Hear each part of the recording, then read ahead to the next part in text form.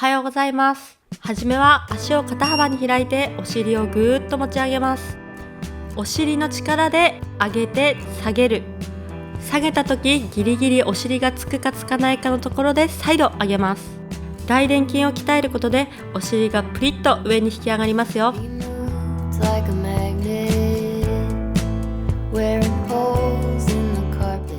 しっかり呼吸して行っていきましょう。次はそのまま足を開いて閉じる。このトレーニングはお尻の横のへこみを解消してバランスの良いまん丸いお尻を作ってくれますよ。足を開く時もお尻の高さはキープ。肩から膝が一直線になるようにしましょう。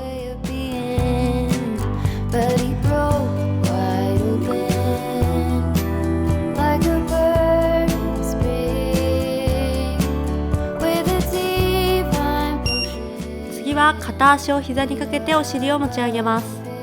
骨盤が回転しないよう平行に保ちましょう。支えている足のかかとでバランスを取るとやりやすいです。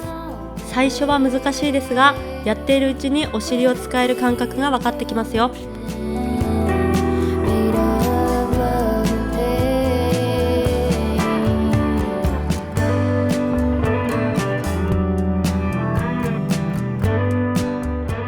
反対です。このトレーニングは太ももとお尻にくっきり境目を作ってくれます。ベッド上は床よりもバランスが取りづらいですが、そのためいろんな筋肉が使われるので尻トレにおすすめの場所です。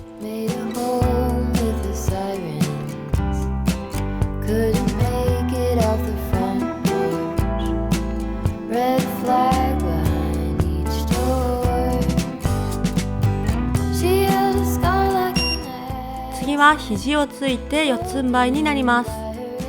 お尻の力を使ってかかとで重い板をぐーっと押し上げるイメージ。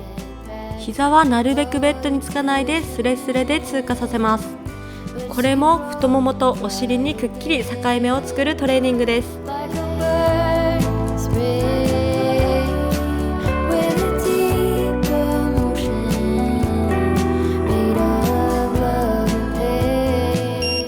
反対です。1週間ではなかなかスタイルの変化が実感しづらいかもしれませんが、最低でも3週間行うと少しずつ変わる自分の体の変化に気づけると思いますよ。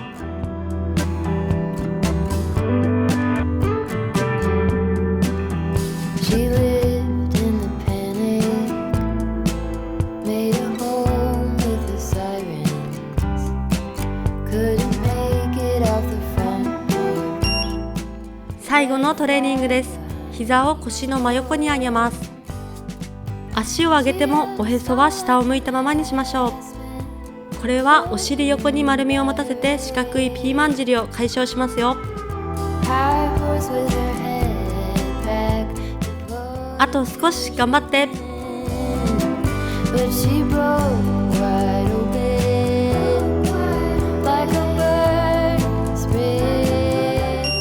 反対です。朝からここまで頑張れたあなたは本当に偉い。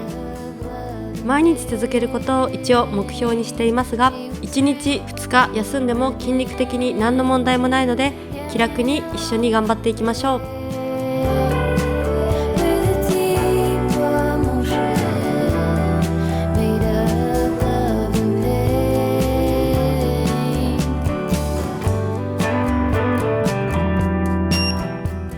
はい、お疲れ様でした。今日も素敵な一日になりますように。またね。